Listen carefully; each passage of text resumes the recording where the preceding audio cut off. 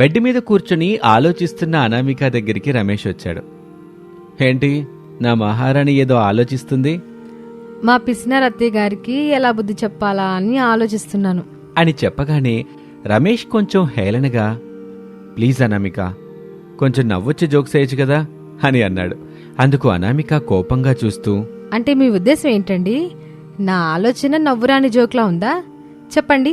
నేనింత సీరియస్గా ఆలోచిస్తుంటే మీకు నవ్వులాటగా ఉందన్నమాట అని రమేష్ని అడిగింది. అప్పుడు రమేష్ నెమ్మదిగా, కోపం తెచ్చుకోక అనామిక, కూల్గా ఉండు. మా పిసినారి అమ్మకి బుద్ధి చెప్పటం నీ వల్ల కాదు శ్రీమతి గారు అని చెప్పాడు. అని మీరు అనుకుంటే ఎలా చెప్పండి శ్రీవారు? నేనేంటో చూపిస్తాను కదా. All the best Anamika. కానీ ఒక్కటి గుర్తుపెట్టుకో, మీ అత్తాకోడల గొడవలోకి నన్ను నాన్నని లాక్కండి. మేమిద్దరం నీకు సపోర్ట్గా మాట్లాడి మా అమ్మని బాధ పెట్టలేం. ఏదైనా ఉంటే మీరే చూసుకోండి. అలాగేనండి. ఇంతకాలం తన పిసినారి బుద్ధితో మనకి ఎన్నిసార్లు చుక్కలు చూపించారో మీకు గుర్తుంది కదా. నువ్వు కూడా ఒకటి గుర్తుపెట్టుకో శ్రీమతి, నాకు మా అమ్మంటే ఎంత ఇష్టమో నువ్వంటే కూడా అంతే ఇష్టం. ఇద్దరూ గొడవ పడకండి. మీ ఇద్దరిలో ఎవరు బాధపడ్డా నేను తట్టుకోలేను, సరేనా? సరేనండి. నేనెప్పటికీ అత్తయ్యతో గొడవ పడను. అత్తయ్యని మార్చడానికి ప్రయత్నం చేస్తాను. అవసరం ఉన్నప్పుడు మీరు కూడా సహాయం చేయాలి. చేస్తారు కదా? తప్పకుండా చేస్తాను భార్యమని. ఇంతకీ మా పిసినారి అమ్మకి ఎలా బుద్ధి చెప్పాలని ప్లాన్ చేస్తున్నావు? దీనికి ప్లాన్తో పనిలేదులేండి. అప్పటికప్పుడు తెలివితో దెబ్బ కొట్టాలి, అంతే అని ఆ భార్యాభర్తలు సరదాగా మాట్లాడుకుంటూ ఉంటారు. ఇక ఆ మరుసటి రోజున అత్తగారు శారద బీరువాలోని చీరల్ని చూస్తూ, అపర్ణ ఇంట్లో సీమ అంత ఉంది కదా, ఏ చీర కట్టుకోవాలబ్బా అని నచ్చిన చీరల్ని తీసి బెడ్ మీద వేసింది. ప్రతి చీర 4 ముక్కలుగా కట్ చేసి ఉంటుంది. శారదకి కోపం వచ్చింది. కోళ్ళ అనామిక, ఎక్కడున్నావే అని గట్టిగా అరిచింది. అనామిక పరుగున శారద దగ్గరికొచ్చింది. కంగారు పడుతూ, ఏమైందత్తయ్య, ఎందుకు అంతలా అరుస్తున్నారు అని అడగగానే శారద ముక్కల చీరల్ని చూపించింది. అనామికకి అది చూస్తుంటే నవ్వాగటం లేదు. నవ్వు ఆపుకుంటున్నావు గదూ? అయ్యో లేదత్తయ్య, మీ చీరలు చిరిగితే నేనెందుకు నవ్వుతాను? ఏంటి ఇది, ఇట్ట చేసింది ఎవరు? నేనే చేశాను అత్తయ్య. ఒక చీరని రోజంతా కట్టుకుంటే ఏం బాగుంటుంది చెప్పండి. అందుకే ఇలా ఒక చీరలో 4 చేశాను. అప్పుడు 4 సార్లు కట్టుకోవచ్చు, లేదా 4 రోజులు కట్టుకోవచ్చు అని మీలాగే ఆలోచించి ఇలా చేశాను అత్తయ్య. బాగుంది కదా? నా మొఖంలా ఉంది. అయితే బాలేదన్నమాట అని అక్కడి నుంచి అనామిక వెళ్ళిపోయింది. శారద మాత్రం తనలో తాను, మొన్న నేను చపాతీని 4 ముక్కలు చేసి పెట్టిన సన్నివేశం కోడల మనసును బాధ పెట్టినట్టుంది. నేను చెప్పిన డైలాగుల్నే తిప్పి చెప్పింది. అంటే ఇదంతా కోడలు కావాలని చేస్తుందన్నమాట. నేను తీసుకున్న పిసినారి గోతులోనే నేను పడుతున్నానన్నమాట.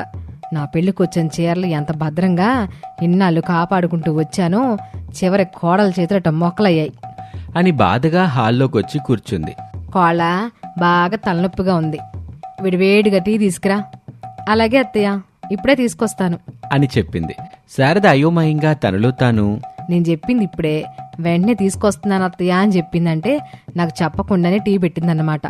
ఎన్ని పాలు పోసిందో, ఎంత టీ పొడి వేసిందో, ఎంత చక్కెర గుమ్మరించిందో పొదుపు చేయడం తెలియదు, ఏం తెలీదు అని అనుకుంటూ ఉండగా అనామిక పాలు, చక్కెర డబ్బా, టీ పొడి డబ్బాల్ని తీసుకుని శారద దగ్గరికి వచ్చి టీపాయ్ మీద పెట్టింది. శారద వాటిని అయోమయంగా చూసింది. ఏంటే ఇది, టీ తీసుకురమ్మని చెప్తే ఇట్టాక పాలు, చక్కెర, టీ పొడి తీసుకొచ్చి నా ముందు పెట్టో. ఈ మూడింటిని కాసేపు అలాగే చూస్తూ ఉండండి అత్తయ్య. టీ తాగిన అనుభూతి కలుగుతుంది. ప్రతిరోజు ఇలాగే చేసామంటే 1 కిలో చక్కెర, 1 పాల ప్యాకెట్, 1 కిలో టీ పొడి నెల రోజులు కాదు కదా, మనం బ్రతికినంత కాలం వస్తూనే ఉంటాయి అని చెప్పింది. అంతే. శారదకి ఆ మాట వినగానే కళ్ళు తిరిగాయి. తనలో తాను, కోరలు దెబ్బ మీద దెబ్బ కొడుతుంది, తట్టుకోవడం నా వల్ల అయ్యేలేదు అని అనుకుంటూ ఉండగా, అత్తయ్య టీ తాగిన అనుభూతి కలిగిందా? ఇది కూడా మీరు చెప్పింది. ఒక రోజున మావయ్య, సరదాగా ఒక కూల్ డ్రింక్ తెప్పించు, అందరం తాగుదాం, ఎందుకో ఈ రోజు నాకు కూల్ డ్రింక్ తాగాలనిపిస్తుందని అడిగితే మీరు మాటలు అనుకుంటూ వెళ్ళి 20 రూపాయల కూల్ డ్రింక్ తెచ్చారు అని అనామిక చెప్తూ ఉండగా శారద మాట మధ్యలో కల్పించుకొని, ఇప్పుడు అదంతా ఎందుకు కోళ్ళ, నేను చేసింది మొత్తం నాకు గుర్తుంది. ఇప్పుడు నాకు టీ తాగిన అనుభూతి కలిగింది, వీటిని తీసుకెళ్ళి లోపల పెట్టు అని చెప్పింది. ఇక అనామిక ముసిముసిగా నవ్వుకుంటూ వాటిని తీసుకుని అక్కడి నుంచి కిచెన్లోకి వెళ్ళింది. వామ్మో, నా కోడలో తెలివిగా నాతో ఆడుకోవడం మొదలెట్టింది. నా పిసినారితనంతో నన్నే దెబ్బతీస్తుంది. నేను కొంచెం జాగ్రత్తగా ఉండాలి. అసలు కోడల్ని ఏం అడగకుండా నాకు కావలసినవి నేను చేసుకుంటే సరిపోద్ది అనుకుని అలా బయటకు వెళ్ళింది. అలా రోజులు గడుస్తూ ఉంటాయి. ఇంతలో ఎండాకాలం వచ్చింది. ఎండ దారుణంగా కొడుతూ ఉండటంతో బయట కూర్చోలేని పరిస్థితి. వేడిని ఉక్కపోతని భరించటం కష్టంగా మారింది. దాంతో శారద ఫ్యాన్ వేసుకుని కూర్చుంది. అనామిక అది చూసి, తమరి పిసినార్తనంతో తమరికి ఎలా బుద్ధి చెప్తానో చూడండి అనుకుని ఫ్యాన్ స్విచ్ ఆఫ్ చేసింది. శారద అనామికాని చూసింది, కానీ ఏమీ మాట్లాడలేదు. తనలో తాను, ఇప్పుడు కాళ్ళు నాకు ఇంకో గుణపాఠం చెప్పేందుకు సిద్ధమై వచ్చిందని అర్థమైంది, కానీ అడక్క తప్పదు అనుకుని పైకి మాత్రం అనామికాని అడిగింది. ఎందుకు కాళ్ళ ఫ్యాన్ స్విచ్ ఆఫ్ చేసావు? మీ కోడలుగా మీకు 4 డబ్బులు ఆదా చేద్దామని అత్తయ్య. అసలే ఇది ఎండాకాలం, ఇలా 24 గంటలు ఫ్యాన్ నడుస్తుంటే కరెంటు బిల్లు ఎక్కువ వస్తుంది కదా అత్తయ్య, అందుకే ఫ్యాన్ ఆఫ్ చేశాను. కానీ కోళ్ళ ఫ్యాన్ కూడా లేకపోతే ఉండడం చాలా కష్టంగా ఉందే, ముందు ఫ్యాన్ ఏవే. అయ్యో అత్తయ్య, అంత కష్టపడుతూ ఇంట్లో కూర్చోడం ఎందుకు చెప్పండి, అలా బయట అరుగు మీదకెళ్ళి కూర్చోండి. బయట వేడి గాలికి ఒళ్ళంతా మంట వస్తుంది కోళ్ళ.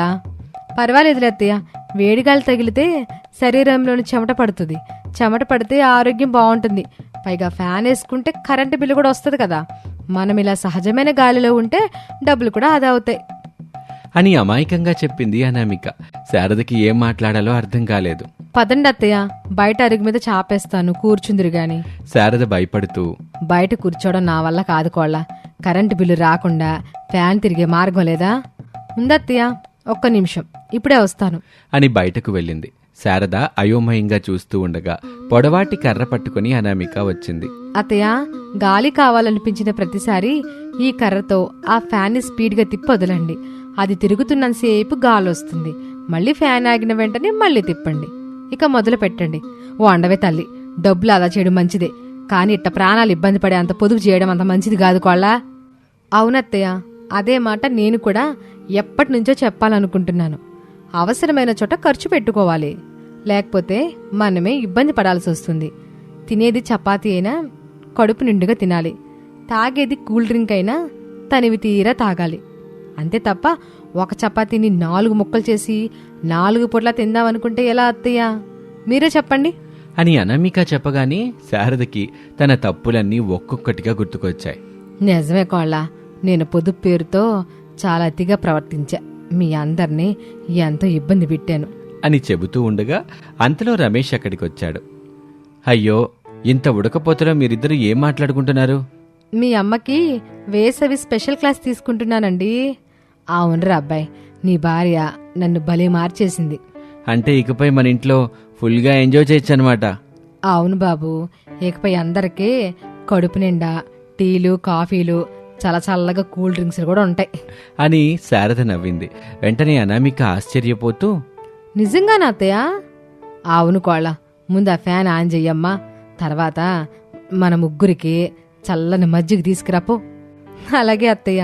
వావ్, ఇది నిజంగానే అద్భుతం. మా పిసినారి అమ్మ మారిపోయింది, అది కూడా అనామిక చెప్పిన మాట చేయటం వల్ల. ఏదైనా అనామిక మాట మీద నిలబడుతుంది. తన తెలివితేటలతో ఎన్నో ఏళ్లుగా పిసినారిగా ఉన్న మా అమ్మని ఈరోజు మార్చేసింది. అంటే ఇకపై మా ఇంట్లో గిల్లికజ్జాలుండవు, ఎప్పుడూ ఆనందమే అని రమేష్ ఎంతగానో సంతోషపడ్డాడు. కాసేపటికి అనామిక అందరికీ మజ్జిగ తీసుకొచ్చి ఇచ్చింది. ఇక అప్పట్నుంచి అందరూ సంతోషంగా ఉన్నారు ఆ ఇంట్లో. శారద పొదుపు చేయటం మానలేదు, కానీ బాగా అవసరమైన చోట ఖర్చు పెట్టడం మాత్రం నేర్చుకుంది.